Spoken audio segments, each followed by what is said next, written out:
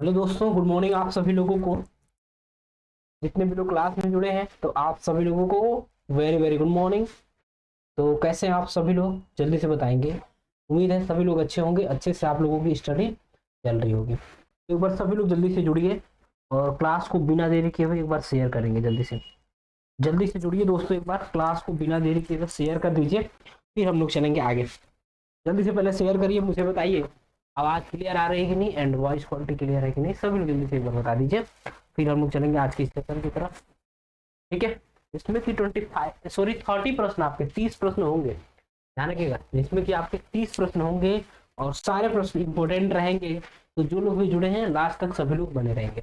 तो सभी लोग लास्ट तक बने रहेंगे, एक बार जुड़िए जल्दी से और क्लास को फटाफट से शेयर करेंगे। जितने भी लोग क्लास में जुड़े हैं आप सभी लोगों को वेरी वेरी गुड मॉर्निंग दोस्तों। तो कैसे हैं आप सभी लोग? ठीक है, उम्मीद है सभी लोग अच्छे होंगे, अच्छे से आप सभी लोगों की पढ़ाई चल रही होगी।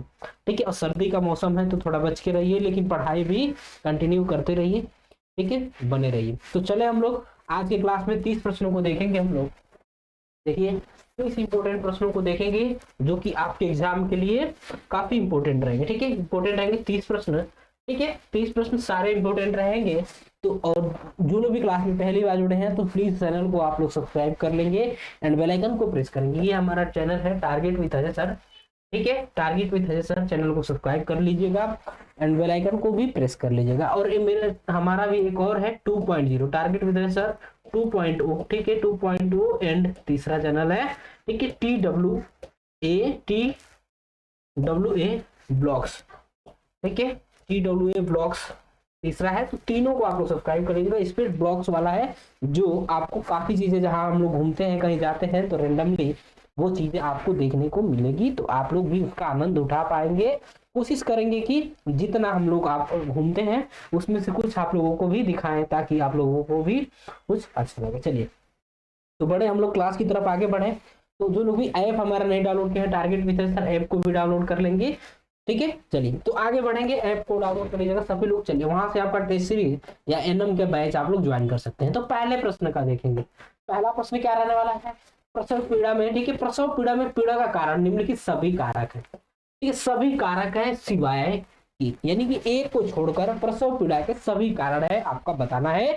किसको छोड़कर? एक जो कि नहीं है। प्रसव पीड़ा के का कारण निम्नलिखित सभी है, यानी कि सभी है, तीन है लेकिन एक कौन सा नहीं है? संकुचन के दौरान, ठीक है, मायोमेट्रियल इस्कीमिया, ठीक है, अप्रभावी सिडेशन, फैलाव के दौरान सर्वाइकल स्ट्रेचिंग, ठीक है, फंडास के ऊपर, ठीक है, पेरिटोनिया स्ट्रेचिंग। तो क्या हो जाएगा? कौन सा है जो कि नहीं है? ठीक है, कौन सा जो कि प्रसव पीड़ा का कारण नहीं है और सभी आपके तीनों हैं, तो एक आपका जो कि नहीं है वो हो जाएगा ऑप्शन बी, यानी कि अप्रभावी सिडेशन। कौन सा? अप्रभावी सिडेशन जो कि प्रसव पीड़ा का कारण नहीं है। ठीक है, प्रसव पीड़ा का कारण नहीं है। प्रसव पीड़ा के कारण निम्नलिखित सभी, यानी कि तीनों हैं आपके। ये है संकुचन के दौरान मायोमेट्रियल इस्कीमिया है, फैलाव के दौरान सर्वाइकल स्ट्रेचिंग है और फंडास के ऊपर, ठीक है, पेरिटोनिया स्ट्रेचिंग, जो कि आपके तीनों हैं। ठीक है, क्या? तो प्रसव पीड़ा के कारण, प्रसव पीड़ा के कारण है, लेकिन ये आपका नहीं है। ठीक है, तो यहाँ पे पूछा गया कि सिवाय की, यानी कि एक को छोड़ के सभी है, तो कौन सा है?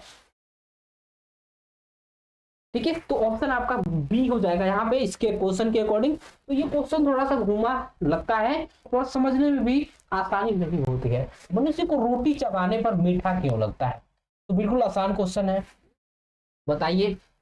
ठीक है, तो बताइए कार्बोहाइड्रेट शक्कर में परिवर्तित हो जाता है। तो देखिए जब आप रोटी खाते हैं तो आपने कभी गौर किया होगा, ज्यादा देर आपको उसको चबाएंगे, ज्यादा देर चबाएंगे तो वही आपसे पूछा गया है कि मीठा लगने लगता है। वो रोटी को एक दो बार तो ऐसे कोई खा जाए जल्दी तो कोई दिक्कत नहीं है, जब ज्यादा चबाने लगेंगे, ज्यादा चबाएंगे तो देखेंगे कि वो मीठा लगने लगेगा। ठीक है, तो क्यों उसका क्या कारण होता है, रीजन उसका क्या होता है, वही आपसे पूछ लिया गया यहाँ पे। मनुष्य को रोटी चबाने पर मीठा क्यों लगता है? क्योंकि क्या हो जाएगा यहाँ पे? ऑप्शन ए हो जाएगा, कार्बोहाइड्रेट शक्कर में परिवर्तित हो जाता है। क्या होता है? कार्बोहाइड्रेट जो होता है, ठीक है, कार्ब जो होता है, कार्बोहाइड्रेट रोटी में वो क्या होता है? शक्कर में परिवर्तित हो जाता है, जिस कारण से रोटी को चबाने में मीठा लगता है। बिल्कुल, तो राइट आंसर कर रहे हैं आप लोग, बिल्कुल वेरी गुड। क्या हो जाएगा? ऑप्शन ए हो जाएगा, सही आप लोग आंसर करने लग रहे हैं। ठीक है, चलिए तो ऑप्शन ए हो जाएगा जैसे कि आप लोगों ने किया है। सेकंड, थर्ड को देखिए, शरीर के लिए एंजाइम बहुत आवश्यक है क्योंकि, बताएंगे शरीर के लिए एंजाइम बहुत आवश्यक है, क्योंकि क्यों आवश्यक है, शरीर का रचनात्मक भाग है। एंजाइम के बारे में बात हो रही है, इसको पॉइंट करेंगे आप लोग, एंजाइम के बारे में बात हो रही है। एंजाइम बहुत आवश्यक है क्योंकि क्यों है, शरीर का रचनात्मक भाग है, ऊर्जा प्रदान करते हैं, जीव रासायनिक क्रियाओं के उत्प्रेरक है, या तंत्रिका क्रियाओं का नियंत्रण करते हैं। तो बताइए क्यों एंजाइम बहुत आवश्यक होते हैं शरीर के लिए। सभी लोग बताएंगे बॉडी के लिए एंजाइम जो होते हैं क्यों आवश्यक होते हैं, क्यों इंपॉर्टेंट होते हैं, तो आप लोग जल्दी से बताइए, आंसर करिए दोस्तों, क्या हो जाएगा, थर्ड का आंसर करिए, क्यों, सभी लोग बताइए क्यों आवश्यक होते हैं, तो क्यों आवश्यक होते हैं, ऑप्शन आपका क्या हो जाएगा, सी हो जाएगा। क्या हो जाएगा, ऑप्शन सी, यानी कि क्या, जीव रासायनिक क्रियाओं के उत्प्रेरक यानी कि क्रिस्टलिस्ट होते हैं। क्या होते हैं, क्रिस्टलिस्ट होते हैं, यानी कि एंजाइम शरीर के लिए बहुत आवश्यक है क्योंकि ये जीव रासायनिक क्रियाओं के उत्प्रेरक होते हैं। क्या होते हैं, तो जीव रासायनिक क्रियाओं के उत्प्रेरक होते हैं एंजाइम, ठीक है, एंजाइम इसलिए बहुत आवश्यक होते हैं। क्या होते हैं, तो उत्प्रेरक होते हैं, ध्यान रखिएगा। थर्ड का क्या होगा, ऑप्शन सी। चलिए फोर्थ को देखेंगे, मानव शरीर में कंठ को क्या कहा जाता है। ठीक है, तो कंठ जो हमारा होता है, ये जहां से आवाज निकलता है उसे क्या कहा जाता है, वही आपसे सेम पूछ लिया गया है, और आसान क्वेश्चन भी आप लोगों के लिए। तो एक बार जो लोग भी जो क्लास में जुड़े हैं, आप सभी लोगों को वेरी वेरी गुड मॉर्निंग दोस्तों।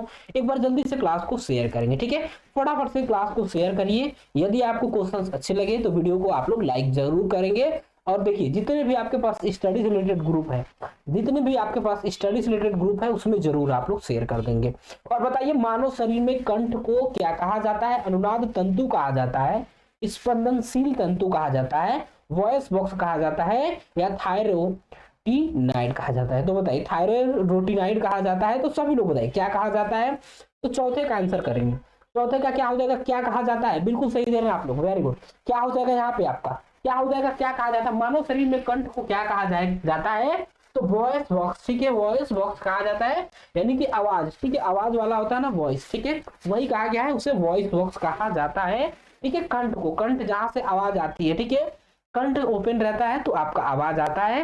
देखिए काफी लोगों का कंठ बंधा होता है, आप लोगों ने सुना होगा कि काफी लोग कहते हैं कि इसका कंठ ही बंधा है, तो वो आवाज बोल नहीं पाते हैं, ठीक है, बोल नहीं पाते हैं, तो वो जन्म, ठीक है, जन्मजात होता है आपका। चलिए आगे बढ़िए, पांचवे को देखेंगे, प्रसव के दौरान गर्भाशय ग्रीवा के गायब होने को कहा जाता है। तो बताएंगे प्रसव के दौरान गर्भाशय ग्रीवा को गायब होने को कहा जाता है, गर्भाशय ग्रीवा के गायब होने को क्या कहा जाता है, प्रसव के दौरान गर्भाशय ग्रीवा के गायब होने को क्या कहा जाता है, बताइए गर्भाशय ग्रीवा को के गायब होने को क्या कहा जाता है, तो सभी लोग जल्दी से बताएंगे क्या कहा जाता है। और सभी लोग जितने भी लोग क्लास में जुड़े हैं, आप सभी लोगों को वेरी वेरी गुड मॉर्निंग दोस्तों, उम्मीद है सभी लोग अच्छे होंगे। तो एक बार जल्दी से आप लोग क्लास को शेयर करिए फटाफट से। और पांचवे का बताइए, प्रसव के दौरान गर्भाशय ग्रीवा गायब हो जाता है, गायब होने को क्या कहा जाता है, जब गायब होता है तो उसे क्या कहा जाता है। तो फिफ्थ का बताएंगे क्या कहा जाता है, डायलिटेशन, ठीक है, रिपनिंग कहा जाता है, या इन्फेसमेंट कहा जाता है, या लेटिंग डाउन कहा जाता है। तो क्या कहा जाता है, बिल्कुल देख पा रहे हैं आप लोग, वेरी गुड, सही आंसर कर रहे हैं काफी लोग।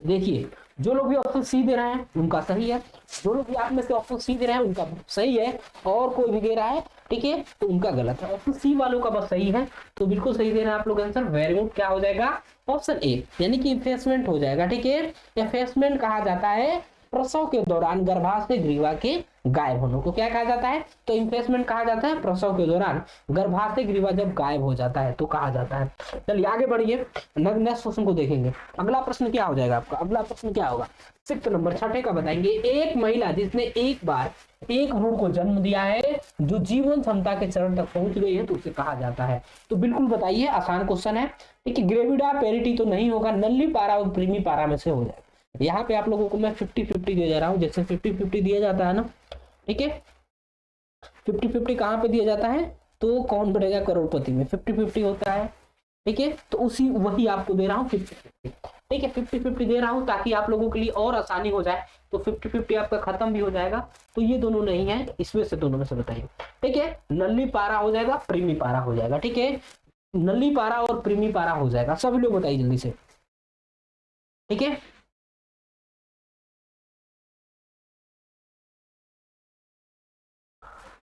आंसर करिए दोस्तों, क्या हो जाएगा, नल्ली पारा प्रीमी पारा में से दोनों में से कौन होगा। ठीक है, तो बताइए क्या हो जाएगा।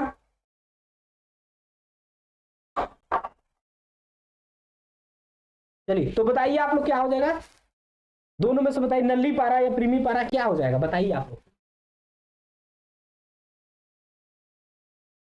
ठीक है, तो आंसर करिए, सिफ्ट का क्या हो जाएगा, दो आपको दे दिया हूं तो बिल्कुल सही। जो लोग भी प्रीमी पारा दे रहे हैं बिल्कुल सही है। यानी कि क्या पूछा गया आपसे, देखिए पूछा गया एक महिला जिसने एक बार एक भ्रूण को जन्म दिया जो जीवन क्षमता के चरण तक पहुंच गई है तो उसे क्या कहा जाता है दोस्तों, तो नल्ली पारा, सॉरी प्रीमी पारा कहा जाता है, ना कि नल्ली पारा। तो डी वाले सही हैं, डी वाले बिल्कुल सही है, जो लोग भी डी दिए हैं आप लोगों का बिल्कुल सही है। चलिए 7 को देखेंगे, लोकिया रुब्रा का रंग होता है, लोकिया रुब्रा का रंग भूरा होता है, लाल होता है, पीला होता है या सफेद होता है। तो सभी लोग बताइए लोकिया रुब्रा का रंग कैसा होता है, जल्दी से बताइए।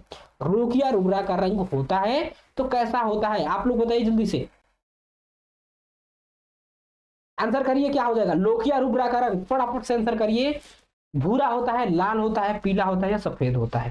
तो बिल्कुल देख पा रहे होंगे, काफी बारी क्वेश्चन किया है आपने।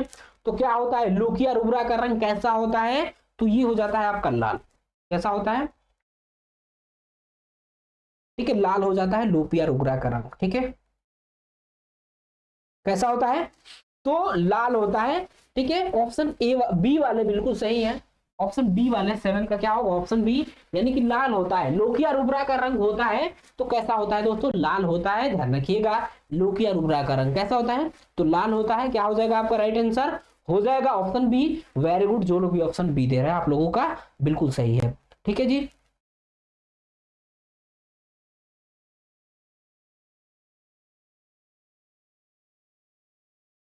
चलिए आगे बढ़े हम लोग, नेक्स्ट क्वेश्चन को देखें, 8वें नंबर को, 8 नंबर क्वेश्चन को देखें। बताएंगे इंसुलिन का आविष्कार किसने किया था, तो बताइए इंसुलिन का आविष्कार किसने किया था। बिल्कुल हलवा क्वेश्चन है आप लोगों के लिए, काफी बार आप लोगों ने किया है। तो बताइए इंसुलिन का आविष्कार किसने किया था दोस्तों, जल्दी से बताइए। एफ बैटिंग ने किया था, एफ बैटिंग ने किया था, एडवर्ड जेनर ने, रोनाल्ड रोस ने किया था, या एस ए बैट्समैन ने किया था। तो सभी लोग जल्दी से बताएंगे क्या हो जाएगा इसका, तो इंसुलिन का आविष्कार, पूछिए इसको इन्वेंशन किसने किया था इंसुलिन का, तो सभी लोग बताइए। आप लोग देख पा रहे होंगे क्या होगा इसका राइट आंसर, बताइए क्या हो जाएगा इसका राइट आंसर, बताइए सभी लोग जल्दी से आंसर करिए क्या हो जाएगा। तो एफ बैटिंग इसका राइट आंसर हो जाएगा, क्या हो जाएगा, तो एफ बैटिंग ने किया था, एफ वेंटिंग ने किया था आपका इंसुलिन का आविष्कार। ठीक है, इंसुलिन का आविष्कार एफ बैटिंग के द्वारा किया गया था। ध्यान रखिए, क्लियर दिख रहा है आप लोगों को, एक बार मुझे बताइए क्लियर सारी चीजें हैं, तो बताइए जल्दी से सभी लोग। और एक बार शेयर भी कर दीजिए आप लोग क्लास को, जल्दी से शेयर करेंगे, जल्दी से शेयर कर दीजिए आप लोग, क्या हो जाएगा और इसका राइट आंसर भी बता दीजिए आप लोग क्या होगा। ठीक है, तो ऑप्शन ए जो लोग भी दे रहे हैं बिल्कुल सही है, और जितने भी ऑप्शन सी दिया है और ऑप्शन बी उनका गलत है आप लोगों का। ठीक है, बिल्कुल गलत है आप लोगों का, जो लोग भी। ठीक है, तो चलिए आगे बढ़िए, 8 नंबर को, 9 नंबर को देखेंगे। 9 नंबर क्वेश्चन को देखिए क्या हो जाएगा, बताएंगे यदि शिशु के प्रसव के 30 मिनट के भीतर नाल को प्रस्तुत नहीं किया जाता है तो उसे कहा जाता है। यदि शिशु के प्रसव के 30 मिनट के भीतर नाल को प्रस्तुत नहीं किया जाता है तो उसे कहा जाता है प्लेसेंटा प्रीविया कहा जाता है। ठीक है, पोस्टपार्टम हेमरेज कहा जाता है, रिटर्न प्लेसेंटा कहा जाता है, या प्लेसेंटरी, ठीक है, इस्कीमिया कहा जाता है। तो आप लोग बताइए क्या हो जाएगा, जल्दी से बताएंगे क्या कहा जाता है। 9 का आंसर करिए जल्दी से, 9 नंबर का आंसर करिए, तो क्या कहा जाता है आपका रिटेंड प्लेसेंटा कहा जाता है। और थोड़ा सा आगे तेज फास्ट बढ़ेंगे, बताइए रिटेंड प्लेसेंटा, यदि शिशु के प्रसव, देखिए शिशु के प्रसव के 30 मिनट के भीतर नाल प्रस्तुत नहीं किया जाता है, नाल प्रस्तुत नहीं किया जाता है तो उसे क्या कहा जाएगा, तो रिटेंड प्लेसेंटा कहा जाएगा। क्या कहा जाएगा, तो रिटेंड प्लेसेंटा कहा जाएगा, यानी कि ऑप्शन सी। चलिए आगे बढ़िए, कि मस्तिष्क के किस भाग में शरीर के ताप को नियंत्रित करने का केंद्र होता है। तो सभी लोग बताएंगे क्या पूछा गया, ताप नियंत्रण केंद्र कहाँ होता है। ठीक है, अग्र मस्तिष्क में, अनुमस्तिष्क में, प्रमस्तिष्क में, या हाइपोथैलेमस। तो बताइए, बिल्कुल आसान क्वेश्चन है, सभी लोग बताइए कहाँ पे होता है ताप नियंत्रण केंद्र। ठीक है, ताप नियंत्रण केंद्र कहाँ होता है, आप लोग बताएंगे जल्दी से। ताप नियंत्रण केंद्र मस्तिष्क किस भाग में होता है दोस्तों, ताप नियंत्रण केंद्र बताइए, अग्र मस्तिष्क, अनुमस्तिष्क, प्रमस्तिष्क, या हाइपोथैलेमस। तो बिल्कुल आप लोगों का क्या होगा यहाँ पे राइट आंसर, ऑप्शन डी होगा। क्या होगा, ऑप्शन डी हो जाएगा। क्या हो जाएगा, यानी कि हाइपोथैलेमस हो जाएगा। क्या, हाइपोथैलेमस हो जाएगा, ध्यान रखिएगा हाइपोथैलेमस मस्तिष्क के किस भाग में शरीर के ताप नियंत्रण केंद्र होता है? तो हाइपोथैलेमस में होता है। बिल्कुल सही। आप लोग जो लोग भी ऑप्शन डी दिए हैं बताएंगे एंटी वेरी वेरी फैक्टर कहलाता है। तो बताइए एंटर वेरी वेरी फैक्टर क्या कहलाता है? ठीक है, एंटर, ठीक है, एंटी यानी कि उल्टा वेरी वेरी फैक्टर कहलाता है विटामिन बी2, विटामिन बी3, विटामिन बी1, विटामिन बी4। तो आप लोग जल्दी से बताइए, आंसर करिए, एंटी वेरी वेरी फैक्टर कहलाता है। कौन है जल्दी से बताइए। तो कौन है आपका? इसमें से बी2 है, बी3 है, बी3 कौन सा है आपका? तो नियासिन होता है। ठीक है, नियासिन या नाइसिन होता है। विटामिन बी1 आपका राइट आंसर हो जाएगा। यहाँ पे क्या हो जाएगा? विटामिन बी1 हो जाएगा, ध्यान रखिएगा। यानी कि एंटी वेरी वेरी फैक्टर क्या? एंटी वेरी वेरी फैक्टर कहलाता है। तो विटामिन बी1 आपका राइट आंसर होगा। चलिए आगे बढ़िए, 12th नंबर को देखेंगे, 12वें स्पिरिचुअल। ठीक है, स्पिरिचुअल या स्पिरिचुअल, ठीक है, स्पिरिचुअल ट्रेंजेंस कौन सी प्रैक्टिस पर प्रभाव नहीं डालते? बताएंगे स्पिरिचुअल ट्रेंजेंस कौन सी प्रैक्टिस पर प्रभाव नहीं डालते हैं? प्रभाव नहीं डालते हैं, इफेक्ट नहीं डालते हैं, बताइए। ठीक है, scientific practice, nursing practice, private practice या सामाजिक प्रैक्टिस। तो कौन सा है यहाँ पे? बताइए सभी लोग। इस पे स्पिरिचुअल ट्रेंजेंस कौन सी प्रैक्टिस पर प्रभाव नहीं डालते हैं? तो कौन सा होगा यहाँ पे? तो हो जाएगा क्या? ऑप्शन ए, यानी कि शैक्षणिक प्रैक्टिस पे। क्या हो जाएगा? स्पिरिचुअल ट्रेंजेंस कौन सी प्रैक्टिस पर प्रभाव नहीं डालते हैं? कौन सी पे नहीं डालते हैं? तो शैक्षणिक प्रैक्टिस पर प्रभाव नहीं डालते हैं जी, ध्यान रखिएगा। बताइए प्रोग्राम, ठीक है, प्रयोगात्मक मनोविज्ञान पहली बार किस देश में शुरू हुआ? प्रयोगात्मक मनोविज्ञान पहली बार किस देश में शुरू हुआ? सभी लोग बताएंगे पहली बार किस देश में शुरू हुआ? जर्मनी में, इंग्लैंड में, यूएसए में या फ्रांस में? प्रयोगात्मक मनोविज्ञान बताइए। तो बिल्कुल आसान क्वेश्चन है, आप लोग बताइए, कई बार मैं आपको करवाया भी हूं पहले। ठीक है, तो बताइए प्रयोगात्मक मनोविज्ञान पहली बार किस देश में हुआ था? आंसर करिए। और सभी लोगों को वेरी वेरी गुड मॉर्निंग। और जो लोग भी क्लास में जुड़े हैं एक बार जल्दी से आप लोग क्लास को फटाफट से शेयर कर दीजिए। जल्दी से क्लास को शेयर करेंगे, ठीक है, जल्दी से शेयर कर दीजिए आप लोग दोस्तों में। और वीडियो को जो लोग भी नहीं लाइक किए हैं तो वीडियो को लाइक कर दीजिए। और क्या होगा यहाँ पे? ऑप्शन सी हो जाएगा, यूएसए। क्या हो जाएगा? यूएसए हो जाएगा। प्रयोगात्मक मनोविज्ञान पहली बार किस देश में शुरू हुआ है? तो हो जाएगा ऑप्शन ए, ऑप्शन सी, यानी कि ऑप्शन सी हो जाएगा यूएसए में। बताइए, ठीक है, हिप्नोटिज्म यानी कि सम्मोहन पद्धति होती है। तो बताइए क्या होती है सम्मोहन पद्धति? क्या होती है सम्मोहन पद्धति? यानी कि ठीक है, हिप्नोटिज्म उसे आम भाषा में कहा जाता है। और ऐसे आपको सम्मोहन, वीकनेस को दूर करना, आर्थिक सहायता के लिए, मानसिक बीमारी को ठीक करने के लिए, या उपयुक्त में से कोई नहीं। तो बताइए क्या हो जाएगा? हिप्नोटिज्म यानी कि सम्मोहन पद्धति। ठीक है, तो आंसर करिए। आप लोगों को आवाज आ रही है?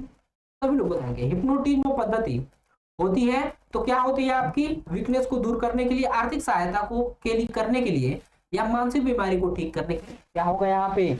आपका ऑप्शन सी हो जाएगा ना। क्या हो जाएगा? ऑप्शन सी, यानी कि मानसिक बीमारी को ठीक करने के लिए। क्या? तो मानसिक बीमारी को ठीक करने के लिए हिप्नोटिज्म यानी कि सम्मोहन पद्धति का उपयोग किया जाता है।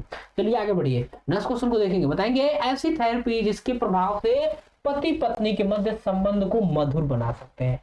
तो बताइए कौन सी थेरेपी है जिसके प्रभाव से, ठीक है, जिसके प्रभाव से पति पत्नी के मध्य संबंध को मधुर बना सकते हैं? ऐसी थेरेपी जिसके प्रभाव से पति पत्नी के मध्य संबंध को मधुर बना सकते हैं तो उसे क्या कहा जाएगा? सभी लोग बताइए क्या कहते हैं? फैमिली थेरेपी, मोराइटल थेरेपी, ठीक है, कॉग्निटिव थेरेपी या ग्रुप थेरेपी। तो आप लोग जल्दी से बताइए क्या हो जाएगा? आंसर करिए। सभी लोग आंसर करेंगे। 15 का 15 का आंसर कर दीजिए, क्या हो जाएगा? ठीक है, बताइए क्या कहा जाएगा? तो मोराइटल थेरेपी कहा जाएगा, फैमिली थेरेपी नहीं कहा जाएगा। आपका क्या कहा जाएगा? तो मोराइटल थेरेपी कहा जाता है। क्या कहा जाता है? तो मोराइटल थेरेपी कहा जाता है, ध्यान रखिएगा। ऑप्शन आपका राइट आंसर हो जाएगा बी, बी हो जाएगा मोराइटल थेरेपी। ठीक है, ऑप्शन बी हो जाएगा। ठीक है, मोराइटल थेरेपी यानी कि ऐसी थेरेपी जिसके प्रभाव से पति पत्नी के मध्य संबंध मधुर होते हैं तो उसे मोराइटल थेरेपी कहा जाता है। चलिए आगे बढ़िए, 16वें को देखेंगे। बताएंगे कौन सी ठीक है डिफेंस मैकेनिज्म में व्यक्ति अपना गुस्सा दूसरों पर स्थानांतरित कर देता है? बताइए कौन सी डिफेंस मैकेनिज्म में व्यक्ति जो है गुस्सा अपना, ठीक है, गुस्सा तो होता है लेकिन दूसरे पर कोई कॉल कर दिया, कोई आ गया तो उसके ऊपर अपना गुस्सा उतार देता है, तो उसे क्या कहेंगे, ठीक है, कन्वर्जन कहेंगे, डिल्यूजन कहेंगे, प्रोजेक्शन कहेंगे या रिफ्लेक्स कहेंगे, तो सॉरी रिप्रेशन कहेंगे। तो सभी लोग जल्दी से बताएंगे किसमें होता है ऐसा, जल्दी से बताइए आप लोग।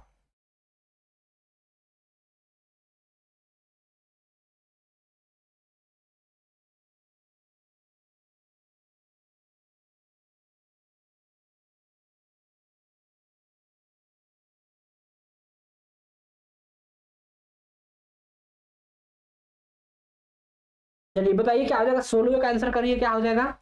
तो कौन सा होता है, प्रोजेक्शन होता है आपका, ध्यान रखिएगा। ऑप्शन सी हो जाएगा, प्रोजेक्शन होता है, यानी कि डिफेंस मैकेनिज्म में व्यक्ति, कौन सा डिफेंस है, यानी कि प्रोटेक्शन डिफेंस मैकेनिज्म में व्यक्ति अपना गुस्सा दूसरों पर स्थानांतरित करता है। किस पे, तो व्यक्ति अपना गुस्सा दूसरों पे स्थानांतरित करता है। चलिए आगे बढ़िएगा, 17वें का बताएंगे, फूड हाइजीन कहलाता है। फूड हाइजीन कहलाता है फूड का साफ करना, ठीक है, सैनिटाइजेशन का सुधार, फूड क्लीन चेन को बनाना, या उपरोक्त में से कोई नहीं। तो फूड हाइजीन बताइए, फूड हाइजीन क्या कहलाता है, आंसर करिएगा, फूड हाइजीन के बारे में बताइए। फूड हाइजीन कहलाता है, आप लोग बताइए जल्दी से क्या हो जाएगा, फूड हाइजीन 17वें का बताइए। ठीक है, फूड हाइजीन कहलाता है, तो क्या कहलाता है, आप लोग जल्दी से बता दीजिए क्या कहलाता है।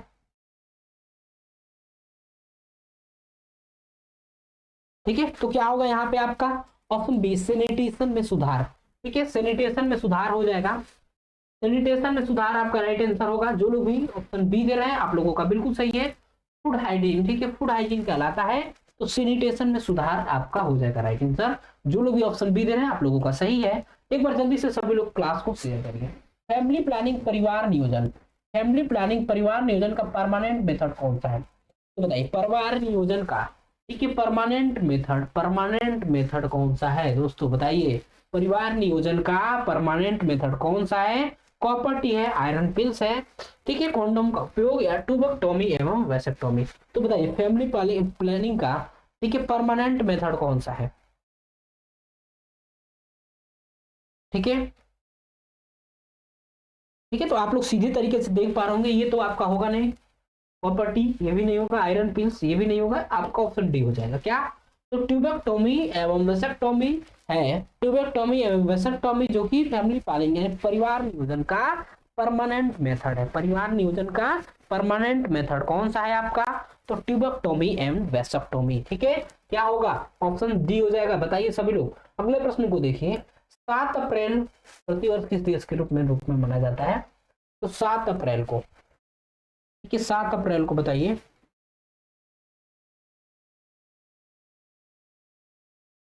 और एक बार बताइए विमेंस डे कब मनाया जाता है। ठीक है, बताइए जल्दी से आंसर करिए।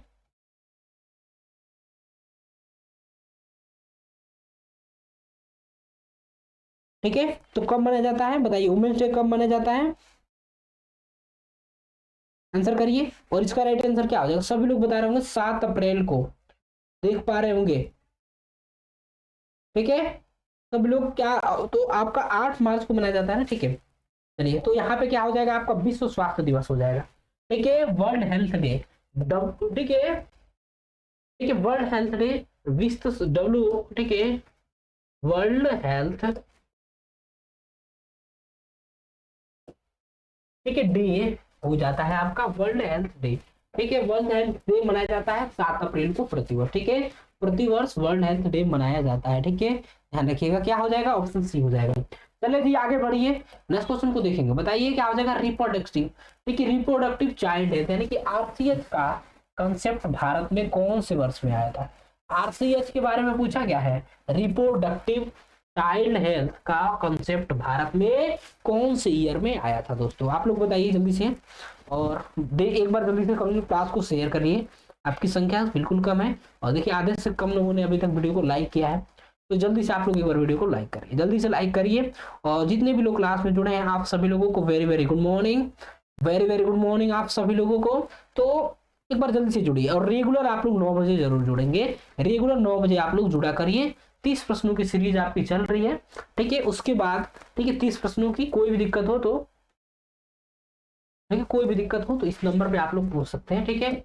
7257, ठीक है, 981356, ठीक है। इस पे देखिए 7257931356, इस पे आपका राइट, इस पे आप लोग कोई भी क्वेरी कर सकते हैं। तो सभी लोग विश्व का आरसीएच का कॉन्सेप्ट भारत में कौन से वर्ष में आया था, आरसीएच बताइए। तो क्या हो जाएगा, देख पा रहे होंगे 1997 हो, क्या हो जाएगा 1997। ऑप्शन ए वाले बिल्कुल सही है आप लोग। ऑप्शन ए जो लोग भी दे रहे हैं, रुकिए कलर चेंज कर लेता हूँ, ठीक है।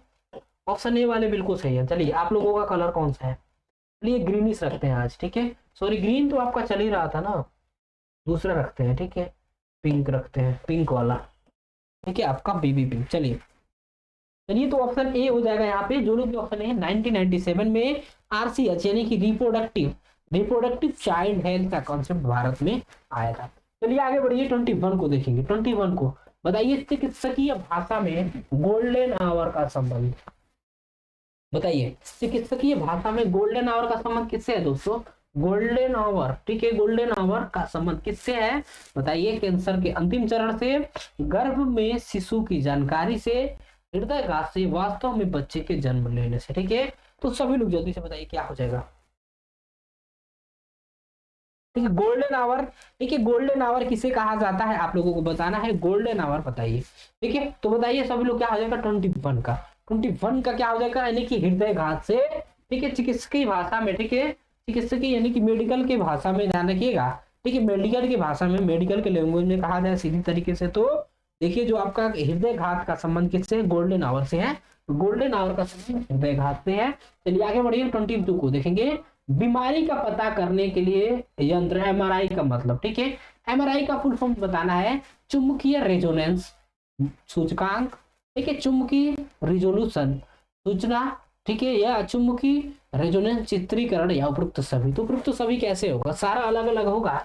उपरोक्त सभी देखिए, काफी लोग इसमें भी डी लगाएंगे, लेकिन गलत हो जाएगा आपका, ठीक है। काफी लोग इसमें भी डी लगाने लगे, लगा रहे हैं, और लेकिन देखिए इसमें भी गलत होगा आपका, ठीक है। ये भी गलत होगा, ध्यान रखिएगा, ये भी गलत होगा। यही चीजें मैं आपको समझाता हूँ कि हमेशा ऑप्शन डी उपरोक्त सभी वाला नहीं लगाना होता है आपको।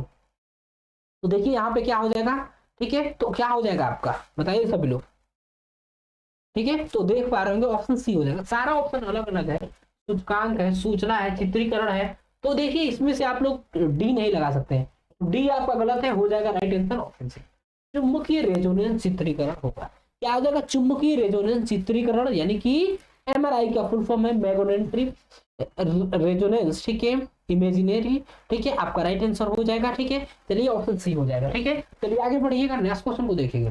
बताइए, प्रोगेरिया ग्रस्त लोगों का सबसे स्पष्ट प्रमुख लक्षण क्या है, प्रोगेरिया ग्रस्त बच्चों, ग्रस्त लोगों का स्पष्ट प्रमुख लक्षण क्या है, तो बताइए।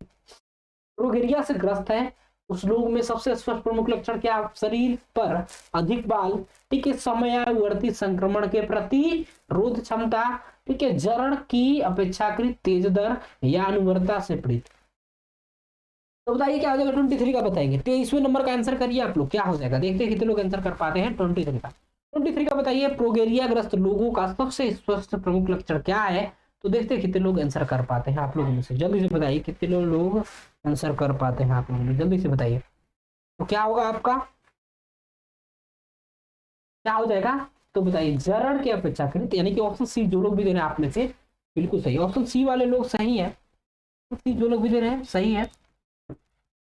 तो 23 का क्या होगा आपका, ऑप्शन सी हो जाएगा, क्या होगा, तो जरण के अपेक्षाकृत तेज दर, क्या हो जाएगा, जरण के अपेक्षाकृत तेज दर आपका राइट आंसर हो जाएगा ऑप्शन सी। क्या हो जाएगा ऑप्शन सी, प्रोगेरिया ग्रस्त लोगों का सबसे स्पष्ट प्रमुख लक्षण क्या है, तो ऑप्शन सी हो जाएगा। चलिए आगे बढ़िए, नेक्स्ट क्वेश्चन को देखेंगे। बताएंगे, उस एंजाइम की पहचान करें जो कि वसा के पाचन के लिए उपयोगी है। तो बताइए उस एंजाइम की पहचान करें जो कि वसा के पाचन के लिए उपयोगी है।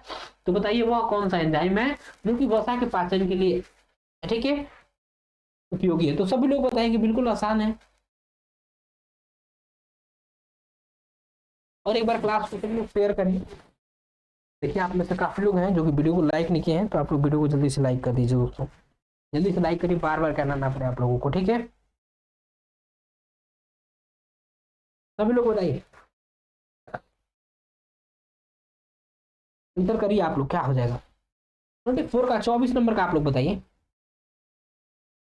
ठीक है, तो आपका क्या हो जाएगा, लाइव पेज हो जाएगा ना, लाइव पेज हो जाएगा, क्या हो जाएगा, लाइव पेज। जो लोग भी दे रहे हैं बिल्कुल सही, वेरी गुड, ऑप्शन डी। ठीक है, ऑप्शन डी वाले सही है, लाइव पेज। ये तो आपको पता ही मुझे, हलवा क्वेश्चन है, बिल्कुल आसान। ठीक है, लाइव पेज हो जाएगा। उस एंजाइम, ठीक है, कौन सा है जो कि वसा के पाचन में, वसा के पाचन के लिए उपयोगी होता है, तो लाइव पेज हो जाएगा आपका। ठीक है, लाइव पेज होता है जो कि वसा के पाचन के लिए बताएंगे। ठीक है, एरोबिक ग्लाइकोलाइसिस क्रम में ठीक है बताएंगे, एरोबिक ग्लाइकोलाइसिस क्रम में पहला कदम क्या है, बताइए पहला कदम क्या है, ठीक है, पाथवे में, पाथवे।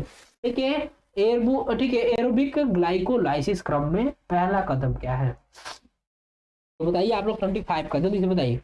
25वें का आंसर करिए, क्या हो जाएगा, कौन सा है पहला कदम, 25 का आंसर करिए दोस्तों, क्या हो जाएगा 25 का, तो ऑप्शन बी होगा यहाँ पे, यानी कि फास्को। ठीक है, फास्को, ठीक है, फास्को फार्क्टो काइनेज, फास्को फार्को फार्क्टो काइनेज हो जाएगा एरबिक ग्लाइको, ठीक है, ग्लाइकोलाइसिस क्रम का पहला कदम क्या है, ऑप्शन बी। चलिए आगे बढ़िए, 26 को देखेंगे, 26 बताएंगे। ठीक है, लेनोजीन चिकित्सा, इनमें से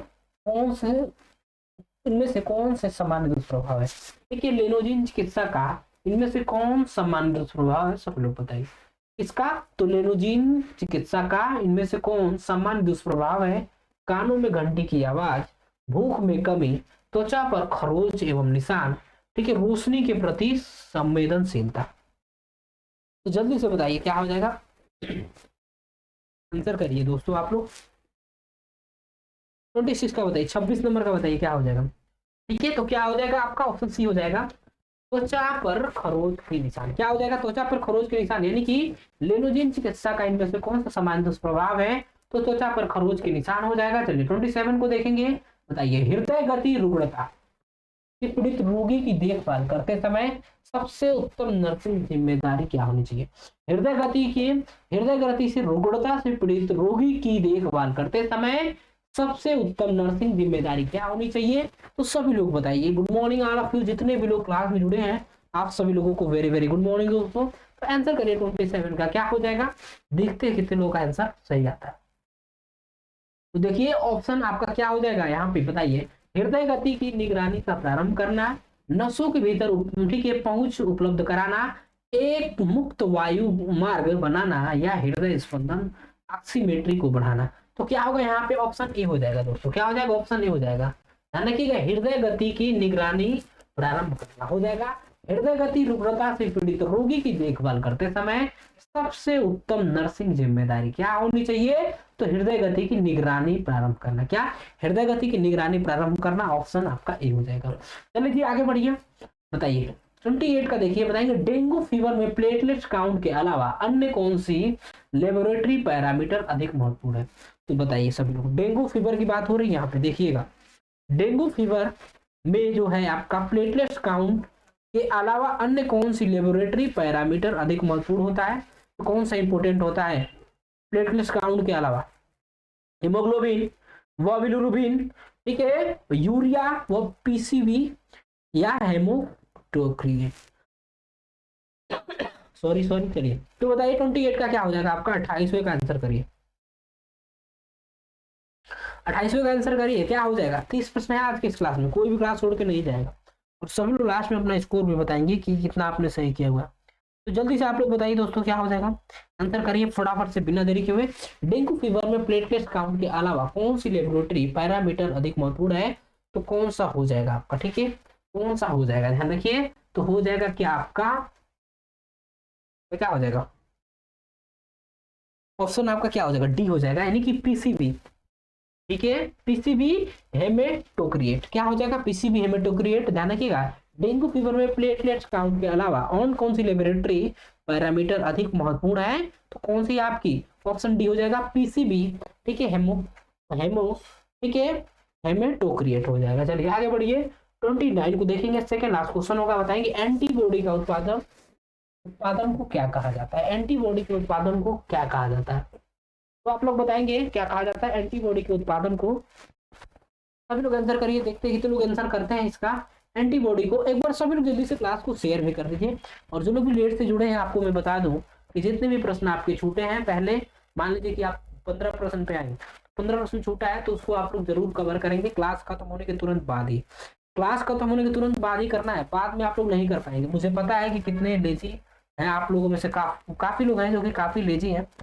एक तो पहले क्लास से समय से आएंगे नहीं, एक तो पहले क्लास में समय से आएंगे नहीं, फिर क्या करेंगे कि बाद में जितने क्वेश्चन छूटे उनको देखेंगे भी नहीं, और पीडीएफ के लिए बार बार ही फोन करेंगे। ठीक है, पीडीएफ के लिए बार बार ही फोन करेंगे। चलिए, एंटीबॉडी के उत्पादन को क्या कहा जाता है, देखिए। और पीडीएफ भी नहीं पढ़ पाते आप में से, मुझे पता है काफी लोग ऐसे हैं जो कि पीडीएफ भी नहीं पढ़ पाते हैं। ठीक है, बस उनको चाहिए फोन में आ जाना चाहिए, फोन में आ जाना चाहिए। जब तक पीडीएफ नहीं रहती है तभी तक हल्ला मचाए रहते हैं। उसके बाद से देखिएगा आप में से काफी लोग हैं जो कि पीडीएफ नहीं पढ़ते हैं। ठीक है, मुझे पता है, ये मुझे पता है।